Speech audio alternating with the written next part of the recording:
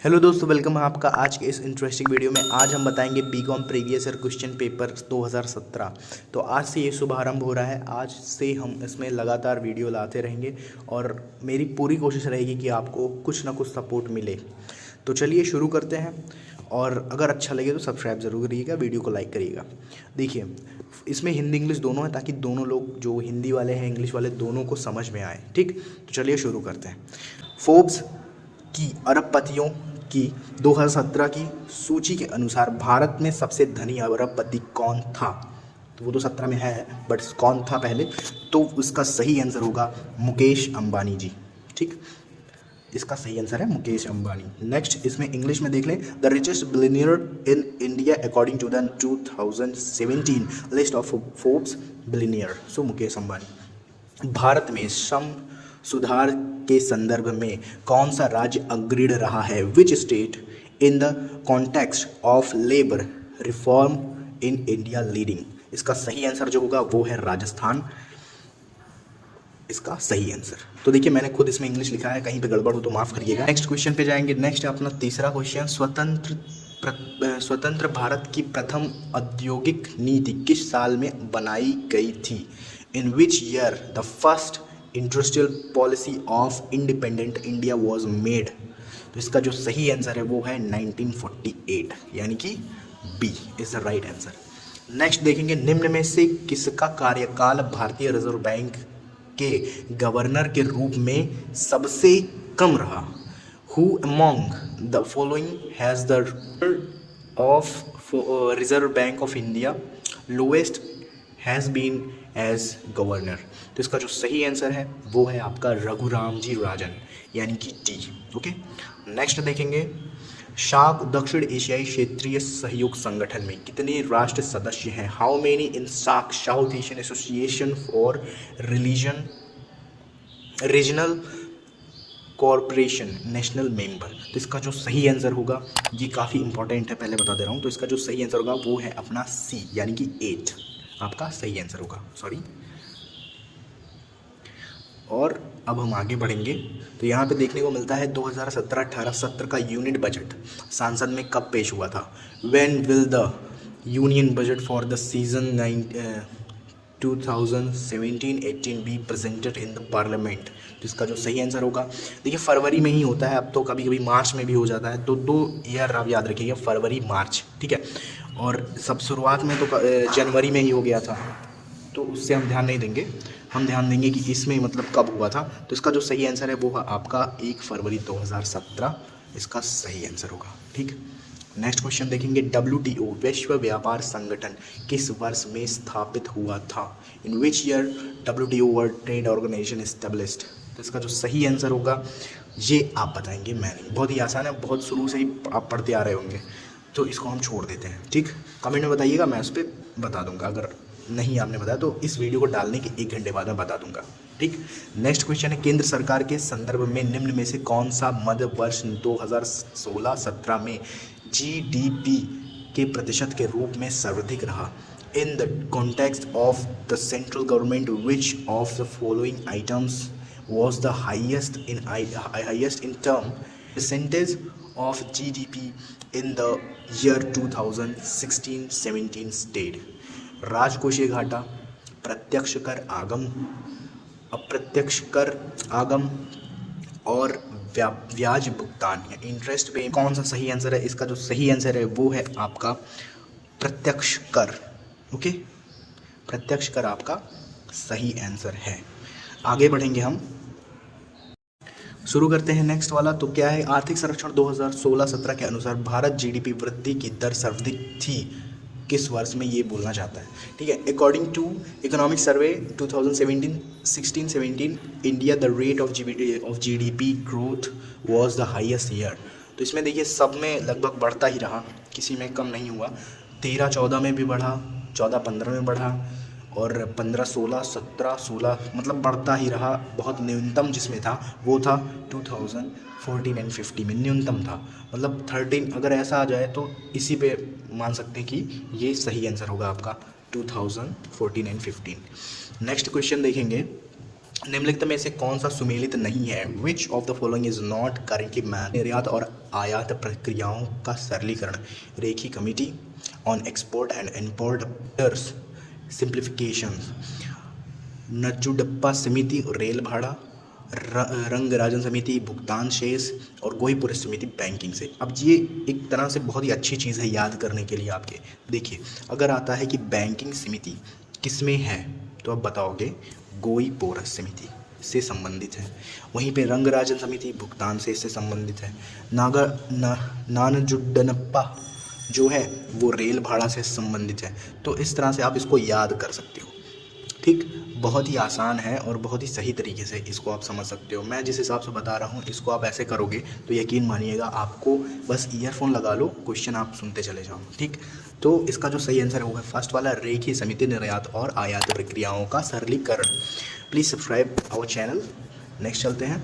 भारत में कृषि गणना किस अंतराल के बाद होती है? After what interval is the agriculture census in India? 1 वर्ष, 1 year, 3 year, 5 year 1 and 5 year ऐसे दिया है, और 10 वर्ष में एक बार ऐसे दिया है। ठीक, तो इसमें से सही कौन सा आंसर है? तो इसका जो सही आंसर है वो है 5 ईयर। इसको आप सही मानिएगा। ठीक है, सही आंसर होगा उसका होगा सी, 5 वर्ष में एक बार ही होता है। ठीक, नेक्स्ट चलेंगे हम लोग। वित्तीय वर्ष 2017-18 के दौरान केंद्र सरकार के संदर्भ में निम्न में से किसका जीडीपी प्रतिशत के रूप में सर्वाधिक रहने का अनुमान है? Reference from the central government during the financial year 2017-18 which of the following as a percentage agree to live?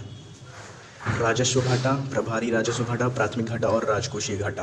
Answer है राजकोषीय घाटा। ठीक,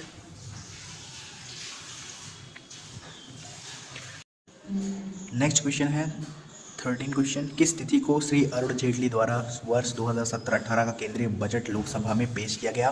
the union budget was presented in the Lok Sabha. ठीक, इसका जो सही आंसर है 13 का वो है 1 फरवरी 2017, जो आगे हम लोग पढ़ चुके हैं। क्वेश्चन कैसे मिला ये देखिए आप, वो पूछ रहा था उस क्वेश्चन में कि मतलब कब हुआ था, तो 1 फरवरी 2017 कब हुआ। ठीक, अब यहाँ पे किसने किया? तो अरुण जेटली द्वारा हुआ था। ये देखिए बड़ी बात होती है। ठीक, इस तरह से हम समझते हैं अपने क्वेश्चन को।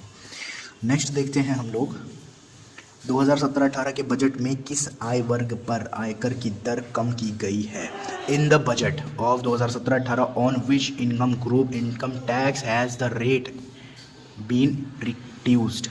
2 लाख से 5 लाख के बीच, 5 से 10 लाख, 10 से 20 लाख और 20 से अबव। ठीक, इसका जो सही आंसर होगा वो होगा आपका 2 लाख से 5 लाख तक, पहला यानी कि ए वाला। ठीक, नेक्स्ट हम देखेंगे क्या है अपना वित्त वर्ष 2017-18 के लिए निम्न में से कौन सा मत केंद्रीय सरकार के व्यय के प्रतिशत के रूप में सर्वाधिक होने की उम्मीद है? For the financial year 2017-18 which of the following items is the largest as a percentage of the expenditure of the central government expected to be? तो इसको हम क्या बोलेंगे, ये अपना मतलब कौन सा ईयर का है, तो इसको हम समझेंगे 15वें का जो सही आंसर है वो है करों में राज्यों का हिस्सा। ये आपका सही आंसर होगा। नेक्स्ट देखेंगे हम लोग 16वां क्वेश्चन 16 क्वेश्चन। चालू अनुपात की गणना में निम्नलिखित मदों में से किसे, सही से दिया नहीं है तो क्वेश्चन मैं देख लेता हूँ एक बार, किसे नहीं लिया जाता है चालू अनुपात की गणना में, इनमें से किसे नहीं लिया जाता है? ठीक, बहुत ही अच्छा क्वेश्चन है।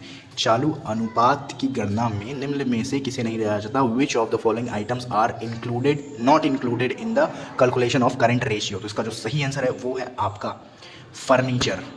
ठीक, इसका सही आंसर है 16 का सही आंसर है फर्नीचर। नेक्स्ट देखेंगे क्वेश्चन नंबर 17। निम्नलिखित में से कौन सा परिचालन व्यय नहीं है? परिचालन व्यय ऑपरेटिंग एक्सपेंसेस। ठीक, इसका जो सही आंसर होगा, इसमें दिया हुआ है कार्यालय व्यय, विक्रय, उपरिव्यय और डाक व्यय और ब्याज। तो इसका जो सही आंसर है वो है आपका ब्याज। इसका जो है परिचालन व्यय यानी कि ऑपरेटिंग एक्सपेंसेस परिचालन व्यय नहीं है, वो है आपका आंसर डी यानी कि ब्याज।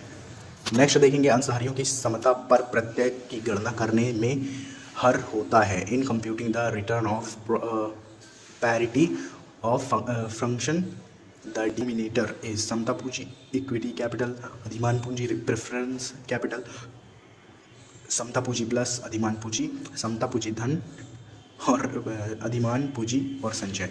तो जो सही आंसर होगा वो है आपका लास्ट वाला जो है समता पूंजी प्लस अधिमान पूंजी। ठीक, नेक्स्ट क्वेश्चन देखेंगे व्यापार की शुद्ध मल्यता का आशय क्या है? तो इसका जो सही आंसर होगा इसमें दिया है means the net worth of the business. क्या है नेट वर्थ बिजनेस का, क्या हो सकता है? तो इसका जो सही आंसर है कुल संपत्ति माइनस कुल दायित्व। ठीक, इसका सही आंसर है कुल संपत्ति माइनस कुल दायित्व। ठीक, दूसरा और 20 क्वेश्चन देखेंगे। ऊंचा अनुपात न्यूनतम लाभ लागू किस पर होता है? The highest, the ratio, the lowest, the profit, apply. ये भी काफ़ी इंपॉर्टेंट है। तो इसका जो सही आंसर होगा वो है पहला, सकल लाभ अनुपात पर, ग्रॉस प्रॉफिट रेशियो पर। ओके, 21 दिया है अंश का निम्नांकित मूल्य 10 जारी किया गया, अंशों की संख्या 10,000, कुल शुद्ध लाभ 20,000 दिया गया, लाभांश 10%, अंश अर्जन EPS क्या है? Issue rate 10, denominated debenture number of share 10,000, net profit 20,000, given dividend 10%, what is the earning per share? तो इसका जो सही आंसर है वो ईजिली आप जाने रहिए 2 होगा। एक क्वेश्चन है 12th में वो दिया हुआ है, सेम वही उतारा है इसमें। आगे बढ़ेंगे तो शुद्ध विक्रय को औसत देनदारों से विभाजित करने पर प्राप्त होता है net sales divided by average debtors will received. तो इसका जो एसिड जांच अनुपात, विक्रय पर प्रत्यानुपात, परिचालन अनुपात और देवदार अनुपात, इसका देनदार अनुपात गलत लिखा हुआ है। तो इसका जो सही आंसर होगा यही होगा, देनदार अनुपात। तो इसको मैं लिख देता हूँ, कोशिश करता हूँ, सॉरी, देनदार। मेरे पास पेन वगैरह नहीं है तो शायद अच्छा है। इसको बोलते हैं डेबिटर्स, डेबिटर्स। ठीक, नेक्स्ट टाइम जब वीडियो बनाऊंगा तो पेन से बनाऊंगा, ठीक, ताकि अच्छे से लिख सकूं। बस यही है, बाकी ये कंप्लीट हो चुका है। आई होप थोड़ा सा इधर उधर हुआ होगा बट समझ में आया होगा अगर आप इसको अच्छे से समझे होंगे। तो क्वेश्चन क्या है, इसको बस समझना जरूरी है, बस एक बार दिमाग में बैठाना भी जरूरी है, जिससे हमें वो एक बार देखें तो याद हो जाए। जैसे अभी ये क्वेश्चन है, एक बार मैं देख लूँगा। तो आर्थिक सर्वेक्षण 2016-17 के अनुसार भारतीय GDP वृद्धि दर सर्वाधिक वर्ष किस में थी? तो ये बात देखिए समझ में आ जाता है कि 2014-2015। तो इस तरह से ये आसान है। ये वाला क्वेश्चन जो था इसमें तो देखिए केंद्रीय सरकार द्वारा निम्न से कौन सा मद 2016-17 GDP प्रतिशत रूप में रहा? तो इसका जो सही आंसर यही है अपना प्रत्यक्ष। ठीक, ईट वाला, इसमें कुछ करना ही नहीं है, बस आसानी से आपको समझना है और बस कर देना है। तो यही है। और जैसे कि कोई क्वेश्चन हो जो ना समझ में आया हो तो उसको बताइएगा, मैं कोशिश करूँगा आपको समझाने का। और मिलते हैं फिर नेक्स्ट वीडियो में जल्दी से, तब तक के लिए धन्यवाद।